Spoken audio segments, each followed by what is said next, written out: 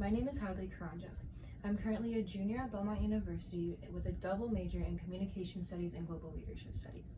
Today I'm going to be focusing on Parkinson's disease. Parkinson's disease, although a new disease to me, is something that is very close to my heart. Very recently, my grandfather was diagnosed with Parkinson's, and in order to gain a better understanding, I thought I would use this one for my presentation. So let's begin. What is Parkinson's disease?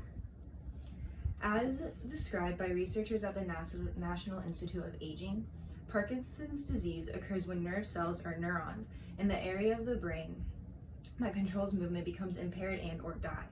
Normally, these neurons produce an important brain chemical known as dopamine. However, when these neurons die or become impaired, there is less dopamine production, which leads to movement problems. In the brain, there needs to be approximately 80% of loss of these dopamine for effects to be seen. So, Parkinson's disease is a progressive nervous system disorder that affects movement. It is an attack on the central nervous system due to the result of lack of dopamine. And symptoms do worsen over time, so it is a progressive disorder.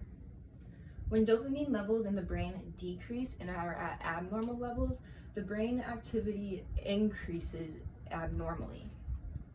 Approximately 10 million people worldwide suffer from Parkinson's disease, and let alone in the United States, there's about 60 million people. So, in order to understand the disease, we must figure out how it works. Let's look at this diagram given to us by Mayfield Clinic. So, body movement is controlled by the ganglia. Information then enters the central brain through the striatum, which works with the substantia nigra to send impulses back and forth from the spinal cord to the brain. So these two work together to send messages from here all the way down to the spinal cord. When there's a lack of dopamine, these messages cannot send as effectively, therefore creating a lapse. While this occurs, the basal ganglia and cerebellum then carry movement smoothly. However, in the brains of a Parkinson's patient, these acts do not move as smoothly. So when dopamine receptors enter the striatum, they're not properly stimulated, and then parts of the basal ganglia are then overstimulated. The subthalamic nucleus then becomes overactive and acts as a brake on the globus pallidus interna, causing the shutdown or a mutation. When the globus pallidus interna is overstimulated, it then inhibits the thalamus and decreases the thalamus output, which leads to tremors. So ultimately, when there's not enough dopamine and these areas are not connecting, there's a lapse in judgment of the brain, and the brain's not able to create that motor function. Moving forward, let's look at the history in order to understand how we got to this understanding. So, Parkinson's has been around since ancient times. It was first documented originating in India under the Kapavata practices. And then shaking palsy was named for the Tremorines in 175 AD. And then moving forward into more modern times, we have James Parkinson in 1817. He ended up writing the essay called Shaky Palsy. And through this essay, he really established the ground form for Parkinson's and was able to build up from there. So in his essay, he was able to examine 6 different patients, and it was a descriptive study that describes the syndrome within these 6 patients. Later on, Bloch and Marinsky took this essay and built on top of it. They were able to find the link between pathology in the substantia nigra and the condition of the tremorine. Through the examination of a tuberculosis patient at autopsy, these 2 scientists were able to cut into the brain and examine a tumor that was on the substantia nigra that caused the tremor. By isolating where the tremor was, they were able to see in the brain what region was affected. Moving forward, in 1919, a researcher by the name of Treikoff coined the name Lewy bodies, which is a buildup of protein on the brain. And this is found in Parkinson's patients. This plaque builds up, making the brain grow smaller. Moving forward in the 1950s, Arve Carlson developed a stain to measure the dopamine levels. In this study, he took animals and incorporated a protein that worked against dopamine, so then the dopamine would go down. By incorporating this stain into the study, they were able to measure the different dopamine levels and see that by the dopamine levels dropping, that's what caused the motor defects in the brain. After the stain was developed in the 1960s, we see the rise of new medications to help this disease. For example, there were several tests and drugs tested. Over several years, the drug D-L-Dopa were tested. Originally, there were some adverse effects, such as intolerable gastrointestinal issues. However, with the incorporation of DDC inhibitors, researchers were able to make a combination that worked to prevent these adverse effects and help prevent tremoring and the other effects of Parkinson's. So, as seen here, the DDC inhibitors do not cross the blood-brain barrier. When administered with the L-Dopa, they increase the peripheral half-life by about 90 minutes and reduce the therapeutic dose of L-Dopa by 60 to 80%. So the medication is lasting longer, therefore putting off the effects of Parkinson's disorder. And then in the 1980s to 1990s, we see the rise of surgical stimulation become popular.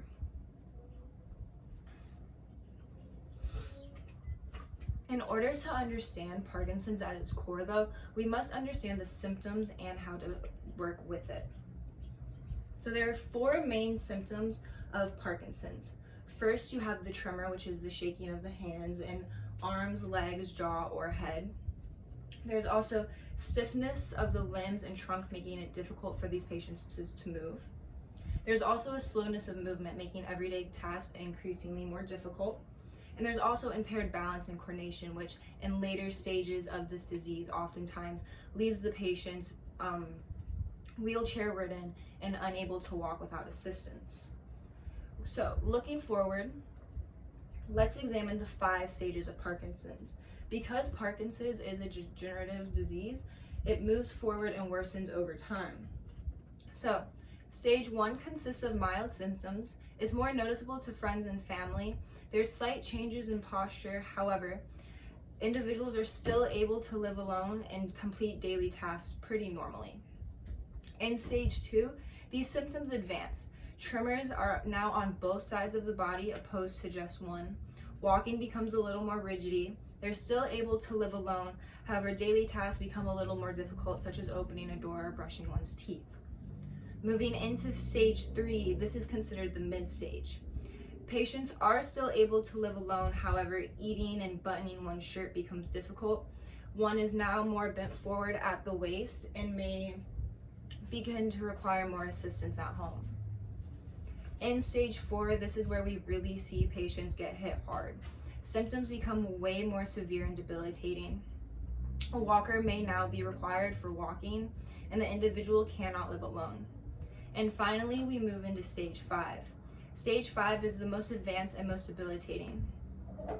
There is an increased amount of stiffness within the body, and it may make it impossible to stand or walk. Sometimes patients are left bedridden and unable to feed themselves and are unable to complete daily tasks. This is why they can no longer live alone. There is also a number of non-motor symptoms that affect these patients as well, such as pain, insomnia, the inability to use the restroom, and sexual dysfunction. Who is susceptible to this disease?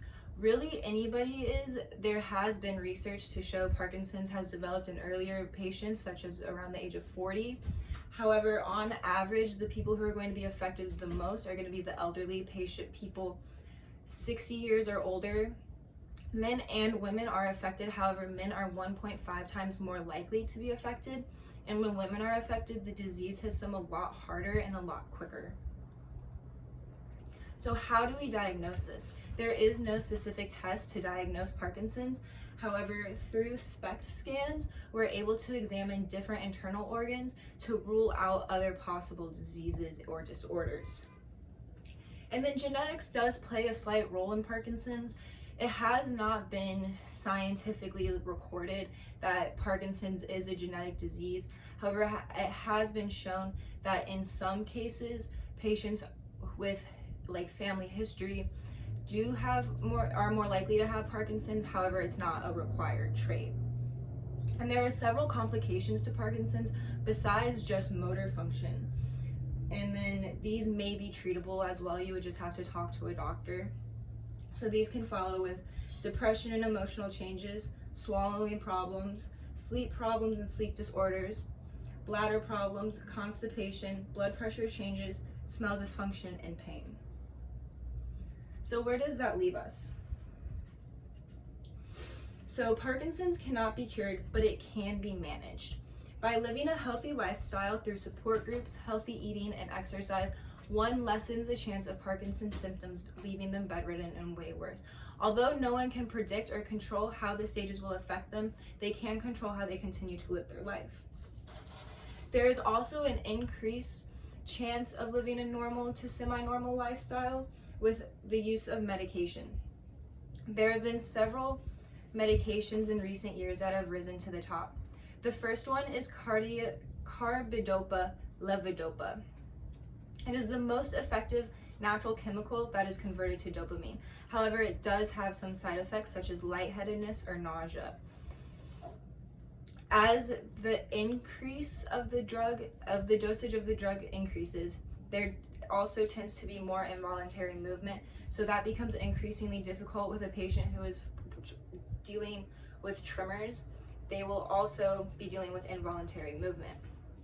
So on top of swallowing carbidopa levodopa, there's also carbidopa levodopa infusion, which is for more advanced patients. Dupa is for patients with a lot of fluctuations to their responses. And so the way this infusion works, it is inserted through a small tube into the stomach, and it's constantly infused. So the medication is always going into the body, continually helping with these tremors and these adverse effects. We also see the use of dopamine antagonists being extremely helpful. They don't change into dopamine, however, they mimic it.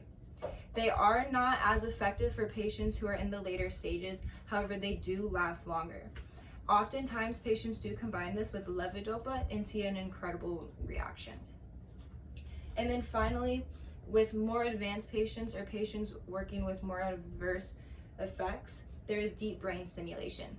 So surgeons implant electrodes into a specific part of the brain, and the electrodes are then hooked up to a device in your chest near the collarbone, and it sends electrical signals through your brain. So the electrodes are placed here, and with a cord, they go up through your brain and into electrodes here, stimulating the deepest parts of the brain, trying to get that dopamine back, getting that brain going. So where does that leave us? We need to look at recent research. Since 2014, the U.S. Food and Drug Administration has approved 15 new Parkinson's medications and therapies. There's been incredible advancements through organizations such as Michael J. Fox Foundation, which funds this great research. The latest research in June 2020 was the use of Nuplazid, which is a a drug that helps with Parkinson's patients with their hallucinations and dementia. This new drug is going to be used for patients with just dementia and potentially looking for patients with Alzheimer's. Looking at advancements in Parkinson's itself, the use of cannabinoid receptor 2 has been shown to cause an inflammatory response. So patients are now using it with inflammation and evaluate how the treatment with CV2 acne compounds alters microglia function. So instead of having an inflamed brain, the brain and the inflammation causing the tremors goes down. And then we also see the new emergence of catechol O-methyltransfer inhibitor. This prevents the levodopa breakdown so that more gets to the brain and it turns into dopamine. So patients won't be having to take medicine as much, and there will be more abundance of dopamine in one's brain. Living with Parkinson's. So like I mentioned earlier, I was extremely intrigued on this topic due to my grandfather, this fine gentleman right here. Fortunately, my grandfather is still in the early stages of Parkinson's. He can still drive his car. He does live with my grandmother, but he takes care of himself completely. He's an incredible photographer, and he cooks like nobody's business. With the right medication and therapy, he's found a way to live with Parkinson's. As the stages advance, I'm sure more complications will come and we'll have to figure new things out. However, it is manageable and it is doable. Thank you so much.